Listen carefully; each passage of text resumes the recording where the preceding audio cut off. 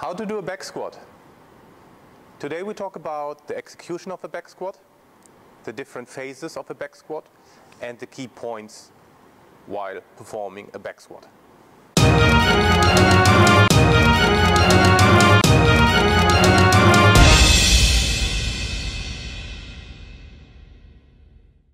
So how to do a back squat.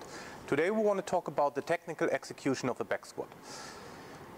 To be honest, I think I could write a book about how to perform a back squat and common errors and whatsoever. But I want to focus on the key points here and take you through the main areas that you need to focus on when doing a back squat. First and foremost, the back squat is not as easy to learn as you would think. So we in our training invest a lot of time early on to learn the proper technique of a back squat. The rationale behind that is you invest a bit more time earlier and you'll see the benefits later in the weight you lift. So if I want to blow in my own horn, we have guys that come in with no weight training experience, and after 2-3 years they can squat almost double their body weight in a full squat. Yeah? Again, it's not only me, it's also the athlete. But again, that just shows invest time early and you see the benefits later. And as I've spoken before many times, technical mastery first and then loading up. So I want to take you through the key points in a back squat. And there are a lot of opinions out there how to do a back squat and what the key points are. And actually quite of the opinions are polarized. But again, let me be a bit polarizing here.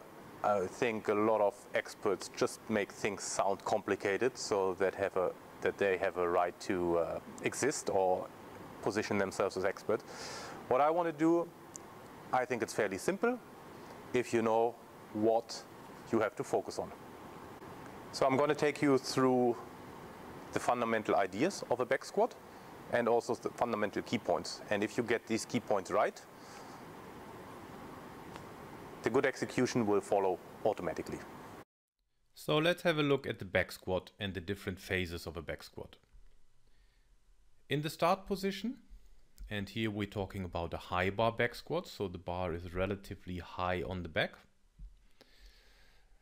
The athlete grabs the bar. Actually, in this example, it's a bit of a wider grip. I prefer to have the grip a little bit more narrow, but these are individual differences, so that's also okay. Yeah, again, I prefer a bit more narrow, but the athlete chooses to have a bit of a wider grip, which is fine.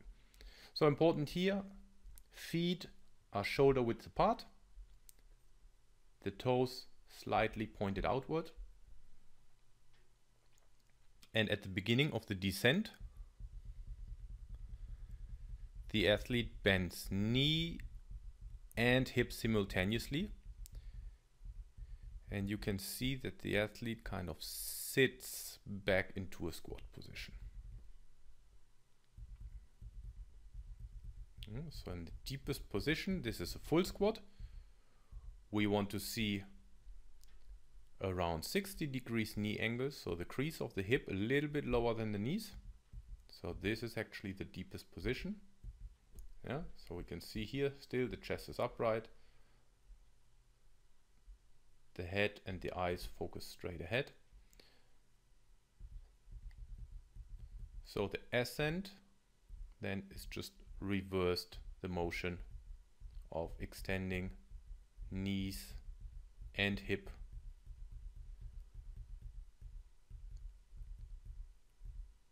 until complete extension. So that was a quick overview over the back squat. And again, there are so many more things to be said, but it would go beyond the scope of this video. So stay tuned, ask questions, put the questions in the comment box, and I can discuss that in more detail later on.